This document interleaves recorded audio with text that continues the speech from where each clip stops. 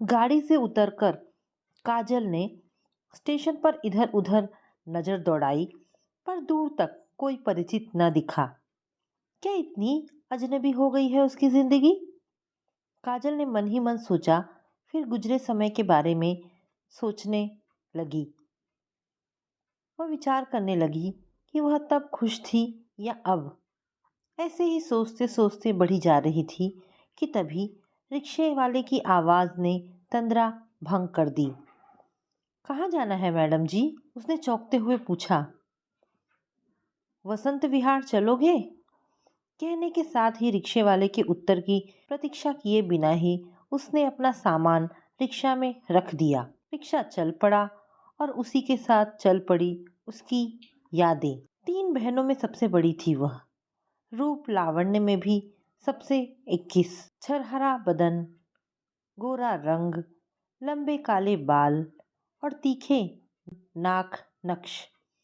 अधिक पढ़ी लिखी न होते हुए भी निरंतर आगे बढ़ने की लालसा वाली। तेजी से बढ़ती जा रही तीनों बहनों को देख देख कर पिताजी हर समय परेशान से रहते। कैसे हो पाएगी 3-3 लड़कियों की शादी? माँ समझाती, क्यों चिंता करते हो जी?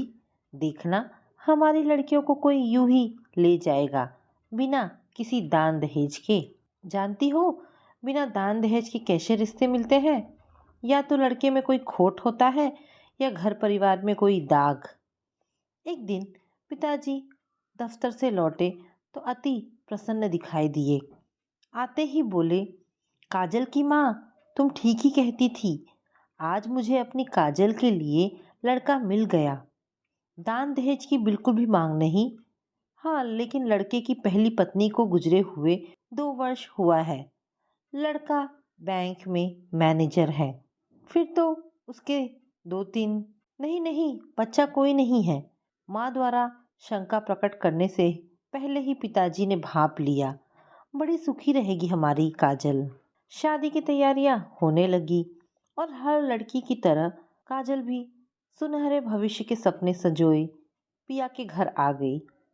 ससुराल में सबका भरपूर प्यार मिला। हंसी खुशी से दिन बीत रहे थे। ससुराल वालों की सहमति लेकर काजल ने आगे की पढ़ाई जारी रखी थी। ना जाने कब फुर्र से 1 साल बीत गया। एक दिन अचानक उसकी तबीयत खराब हो गई। डॉक्टर बुलाया गया। पता चला कि वह माँ बनने वाली है। सुनकर वह बेहद खुश हुई, पर उस समय में उसकी परीक्षाएं चल रही होंगी। कैसे जाएगी परीक्षा देने? ऐसे में सोच सोच कर ही वह शर्म से डूबी जा रही थी। परीक्षा के बाद कुछ दिनों के अंतराल से ही उसकी गोद में अदिति आ गई। एकदम गोल मटोल सुंदर सी बिटिया को देखकर वह फूली न समाती। सासू माँ भी अदिति को देखकर खुश होती तथा सारा समय अदिति का ध्यान रखती। कुछ तो काजल का स्वयं का प्रयास तथा कुछ सासू माँ का भरपूर सहयोग। उसने बीए और फिर बीएड भी कर लिया। बीएड करने के कुछ समय बाद ही नज़दीक के स्कूल में उसकी नियुक्ति हो गई। उसे वहाँ पर नौकरी मिल गई। एक दिन घर में बैठी यूं ही कुछ सोच रही थी कि किसी ने दरवाज़ा खटखटाया। दरवाज़ा खोलते ही एक अजनबी पुरुष दिखाई दिया। उसने सवालिया नज़र से उसे घूरा। क्षमा करें, मेरी भतीजी आपकी कक्षा में पढ़ती है। उसने बताया कि आपने मुझे बुलाया है। क्या नाम है आपकी भतीजी का? जी, तनु। अच्छा, तो आप तनु के अंकल हैं? जी कहिए, कैसे बुलाया था? आप उसकी पढ़ाई पर ज़रा ध्यान दीजिए, वरना ऐसा ही रहा तो मैथ्स में फेल हो सकती है वह। फिर क्या किया जाए मैडम? आप ट्यूशन पढ़ा सकती हैं क्या? उसके भाव को पढ़ते हुए वह बोला। अपने मनोभाव को छुपाते हुए वह बोली, देख लीजिए, शाम को समय निकाला जा सकता है। ठीक है, तो कल से ही तनु आ जाएगी। तनु को ट्यूशन पढ़ाते पढ़ाते 4-5 ट्यूशन और मिल गए, जिससे उसकी आर्थिक स्थिति में सुधार होने लगा और उसी के साथ उसकी भावनाओं में भी तेजी के साथ परिवर्तन होने लगा। अब वह अपने पति विकास पर समय समय पर दबाव डालने लगी कि वह अपने माँ बाप से अलग कहीं अन्य जगह रहे। कभी कभी इसी बात को लेकर दोनों में झगड़ा भी हो जाता। घर में कलह की स्थिति बन चुकी थी। अंततः विकास के माँ बाप ने ही विकास को समझाकर बहू की इच्छा अनुसार अलग रहने का प्रबंध कर दिया। काजल का रुझान पैसों की ओर बढ़ता ही जा रहा था। शुरू से ही घर में पैसों का अभाव देखा था, इसीलिए पैसों से सारी खुशियां खरीदने का दम भरने लगी। अब वह घर भी कभी कभी देर से आने लगी, जो दाम्पत्य में कलह का कारण बनने लगा। धीरे धीरे पास पड़ोस में भी कानाफूसी होने लगी। एक दिन काजल ने जैसे ही घर में घुसी, अदिति की जोर जोर से रोने की आवाज सुनाई पड़ी। काजल को आया देख विकास तेज स्वर में गुस्से से चिल्लाया, आ गई गुलछड़े उड़ाकर। बच्ची का रो रो कर बुरा हाल है, कुछ इसकी भी चिंता है। मालती तो थी घर में ना, काजल ने कहा और अदिति को उठाकर अपने सीने से लगा लिया। मालती आज आई नहीं है, तुम्हें कुछ पता भी रहता है? विकास ने उसी तेजी आवाज में कहा तो वह सहम गई। एक झटके के साथ रिक्शा रुका और उसी के साथ काजल भी वर्तमान में आ गई। शायद कोई बच्चा सामने आ गया था। देख के सड़क पार नहीं कर सकते, अभी कुछ हो जाता तो सब हमें ही मारते। रिक्शे वाले का बड़बड़ाना जारी था। अरे अब छोड़ो भी, घर पहुंचने की जल्दी में काजल ने कहा, अभी तो आधी दूर ही तय हुई है, इतना ही और चलना पड़ेगा। काजल के सामने से गुजरते हुए यादों की रील फिर से चल पड़ी। उस दिन के बाद काजल का देर से घर आने का सिलसिला बढ़ता ही गया। विकास जितना ही उसे भरा बुरा विकास जितना ही उसे बुरा भला कहता, उसे जलील करता, उतनी ही अधिक विद्रोह की भावना उसके अंदर प्रबल होने लगी। उसके घर में घुसते ही कलह शुरू हो जाते तथा विकास के विष बुझे शब्द झेलने को मजबूर वह बिस्तर पर लेट फफक फफक कर रो पड़ती। अदिति अब बड़ी हो रही थी। उसका नाम भी काजल ने अपने पास के स्कूल में लिखा दिया। कई बार सोचा कि नौकरी छोड़कर अपनी घर गृहस्थी को संभाले, पर हर बार घर की आर्थिक स्थिति को देख नौकरी छोड़ने का विचार बदलना पड़ा। पर विकास का दिनों दिन आक्रामक और शकी होता जा रहा व्यवहार उसे अंदर तक तोड़ देता। एक दिन तो हद ही हो गई। वो बाहर से आकर अपने कमरे में कदम रखने ही वाली थी कि विकास की बातें सुनकर ठिठक गई। विकास अदिति से बड़े प्यार से पूछ रहा था, हाँ तो बेटा बताओ, कौन कौन से अंकल आते हैं तुम्हारी मम्मी से मिलने जब मैं घर में नहीं होता हूँ तो? अदिति बेचारी इन बातों को क्या समझे। वह पापा की बातों का मतलब समझे बिना जितने भी अभिभावक दिन भर में काजल के पास आए थे उनके नाम गिनाने लगती। वर्मा अंकल, मेहता अंकल, श्रेया के पापा। बस करो, बच्ची से क्या पूछ रहे हो, मुझसे पूछो ना। घायल शेरनी सी वह दहाड़ उठी। मन की कोमल भाव जाने कहाँ तिरोहित हो उठे। हाँ हाँ मैं सब जानता हूँ, मुझे किसी से कुछ पूछने की जरूरत नहीं, अपनी पुरुष जाति का एहसास कराते हुए विकास बोला। उस रात नींद ना आने के कारण सिर भारी हो गया। सुबह बिस्तर से भी ना उठ सकी, इसी कारण स्कूल भी ना जा सकी।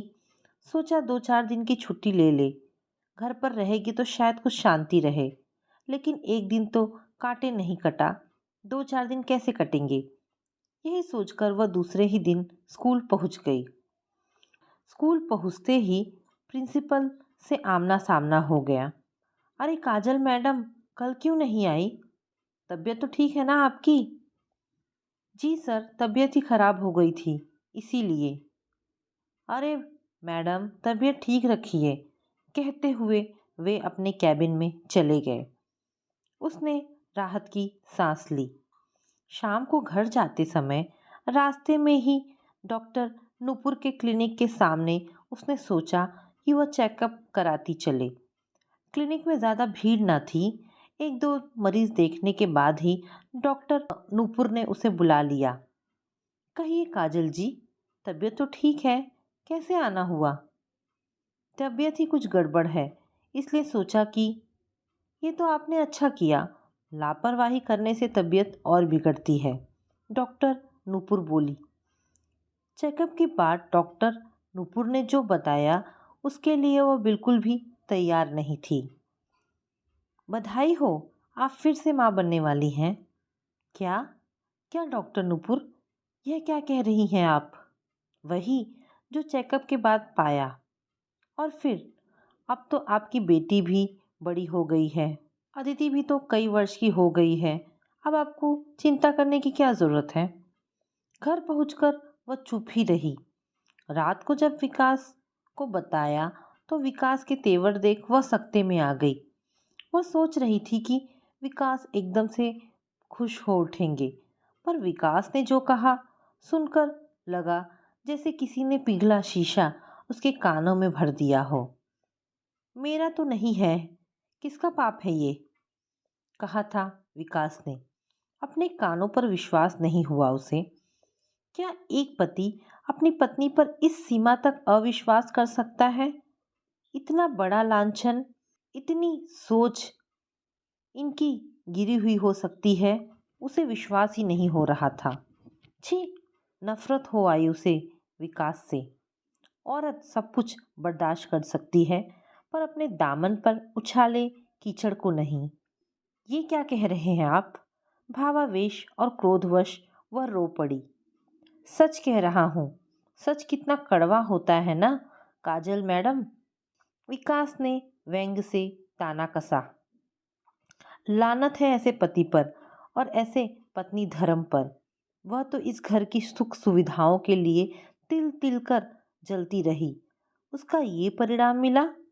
चरित्र पर उंगली उठाने वाला कोई और नहीं, अपना पति ही है, जो अग्नि के 7 फेरे लेकर उसे अपनी पत्नी बनाकर लाया था, अर्धांगिनी बनाकर लाया था। छी, ऐसे पति पर उसे शर्म सी आने लगी। बहुत सह लिया, यह भी सह गई तो जीवन दूभर हो जाएगा। नहीं, अब नहीं, अब तो कुछ करना ही पड़ेगा। नफरत हो गई है इस पति से अब। और उसी भावावेश में उसने वह कठोर फैसला ले डाला। अदिति को हॉस्टल में डालने के बाद उसने तलाक के लिए केस दायर कर दिया, जानते बूझते हुए भी कि पुरुष प्रधान इस समाज में वह राह भी इतनी आसान नहीं। उस राह में भी अनेक व्यवहारिक परिस्थितियों का सामना उसे करना ही पड़ेगा। इतने बड़े घर की सूनी दीवारों के बीच एकाकीपन और सामाजिक परंपराओं के शूल उसे छलनी करेंगे। पर कदम कदम पर पीने पड़ रहे अपमान के घूंटों की तुलना में ये सब उसे तुच्छ लगे। खुले आसमान के नीचे उसने अपने को आजाद पंछी सा महसूस किया, जो उड़ सकता है कितनी भी ऊंचाई तक और कहीं भी। तो दोस्तों, ये कहानी यहाँ पर समाप्त होती है। आशा करती हूँ आपको ये कहानी ज़रूर पसंद आई होगी। अगर कहानी पसंद आई है तो प्लीज़ इसे लाइक एंड शेयर करें, और हाँ, कमेंट करके अवश्य बताएं। धन्यवाद दोस्तों।